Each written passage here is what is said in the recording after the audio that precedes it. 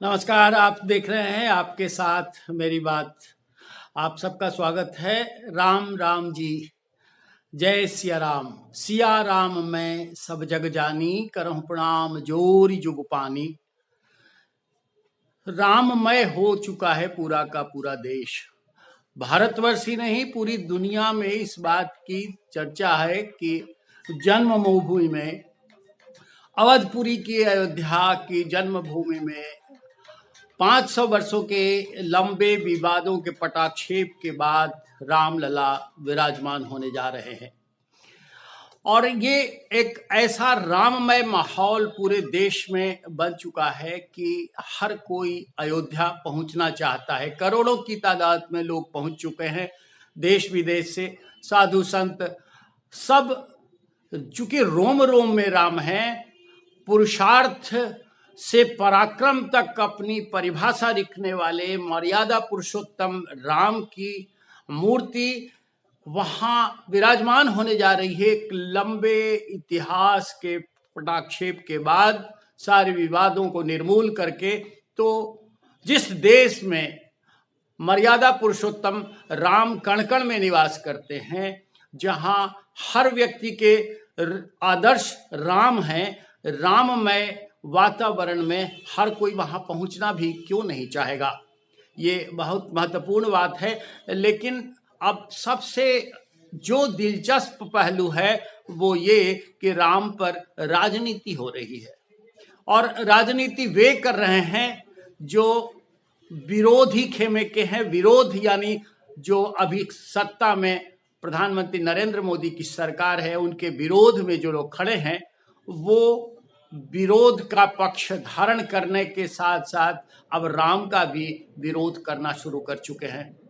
मैं बात कर रहा हूं ऐसे नेताओं की, ऐसे राजनीतिक दलों की, जिन्हें ये समझ में तो आता है कि बहुसंख्यक सनातनी समाज को इस देश में बिल्कुल किनारे नहीं छोड़ा जा सकता, उनकी भावनाओं के साथ नहीं खेला जा सकता, क्योंकि वो वोट पर आधारित राजनीति करते हैं। और राजनीति सिर्फ यही नहीं होती है कि हम उस दल का विरोध करें, उस भावना का विरोध करें जो इस देश में कूट कूट कर भरा हुआ है, रोम रोम में बसा हुआ है।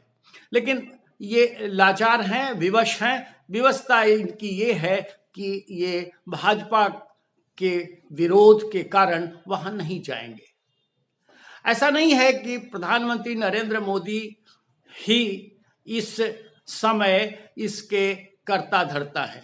कर्ता धर्ता सब कोई और है, और राम जन्मभूमि ट्रस्ट इसके लिए सब काम कर रहा है। लेकिन सरकार चूंकि प्रधानमंत्री नरेंद्र मोदी की है और एनडीए की है, इसलिए वो बढ़ चढ़ कर हिस्सा ले रहे हैं। और हो भी क्यों नहीं, देश का बहुसंख्यक समाज उन्हें अपना आदर्श मानता है, उन्हें हमेशा चाहता है कि उनके पीठ पीछे हम रहें, और जो काम वो करते जा रहे हैं, जिस तरह से जनप्रिय नेता बन चुके हैं, उसमें जन की भावनाओं का निरादर वो नहीं कर सकते। कोई और भी सरकार होती तो शायद उसके प्रधानमंत्री इस अवसर का लाभ उठाने से नहीं चूकते।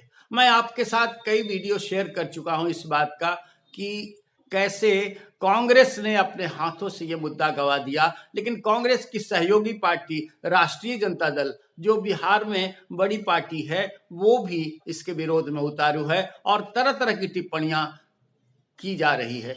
लेकिन ये दुर्भाग्य है, और इस दुर्भाग्य से इन नेताओं को, इन राजनीतिक दलों को बचना चाहिए था, वो नहीं हो पाया है। अयोध्या में जहां पूरा अब एक ऐसा माहौल, एक ऐसा वातावरण बन चुका है जो पूरे देश को गुंजायमान कर रहा है। करोड़ों लोग वहां पहुंचना चाहते हैं और पहुंच भी रहे हैं, अपने अपने माध्यमों से, अपने अपने उपहार लेकर। सीतामढ़ी, जहां राम जी की धर्मपत्नी सीता, जनक नंदिनी सीता का जन्म हुआ, वहां से भी संदेश गया। और बाकी बड़े बड़े जितने भी छोटे बड़े सब मंदिर हैं, उन सब से कोई न कोई संदेश लेकर वहां लोग पहुंच रहे हैं। देश भर में एक ऐसा वातावरण बना हुआ है कि हर मंदिर में कोई ना कोई अनुष्ठान, लोगों के लिए भंडारा और राम की भक्ति का वातावरण बना हुआ है, उसके आयोजन किए जा रहे हैं। ये ऐसा अवसर आया है जिससे हर कोई उल्लसित है। लेकिन अब दुर्भाग्य ऐसी, विडंबना ऐसी कि ये राजनेता अपने तुष्टीकरण की राजनीति को छोड़ नहीं पा रहे हैं और बहुत ही इससे लोगों में उदासीनता का भाव, उनके खास करके उनके ऐसे जो समर्थक हैं उनके बीच में उत्पन्न हो गया है। लेकिन वो लाचार हैं, विवश हैं और उनकी विवशता अब समझ में आ रही है। बहुत तेरे ऐसे भी नेता हैं, बहुत तेरे ऐसे भी राजनीतिक दल हैं कि इस अवसर के कारण वो अपने भावनाओं को जोड़ तो रहे हैं, लेकिन वो अभी नहीं, बाद में वहां जाने की बात करते हैं और वहां जा कर के वो चाहते हैं कि हम ये संदेश दें, हिंदू सनातनी जो समुदाय है, जो वर्ग है, बहुसंख्यक वर्ग, उनके बीच में ये संदेश जाए कि हम भी आपके समर्थक हैं, आपके पक्षधर हैं और हम भी राम से गुरेज नहीं करते, राम से परहेज नहीं करते। राम हमारे भी इष्ट देव हैं। राम पुरुषार्थ के प्रतीक, भारत के एक ऐसे महानायक हैं जिन्हें हर कोई पूजता है, हर कोई उनके शरण में जाना चाहता है, उनसे बचकर नहीं रह सकता, इसलिए वो इतनी आतुरता दिखाते हैं। अब वक्त ये आ चला है कि चूंकि कुछ चंद महीनों बाद लोकसभा के चुनाव होने हैं देश में, इसलिए अब ये संभव है कि बहुतेरे लोग जो आज विरोध पर उतारू हैं, जो नहीं जाने की बात कर रहे हैं, वो भी वोटों के कारण, वोटों की खातिर राम को फिर आदर्श बनाना नहीं भूलें और वो अपना ऐसा आचरण प्रस्तुत करें जिससे लोगों में उनके प्रति भी सद्भावना पैदा हो।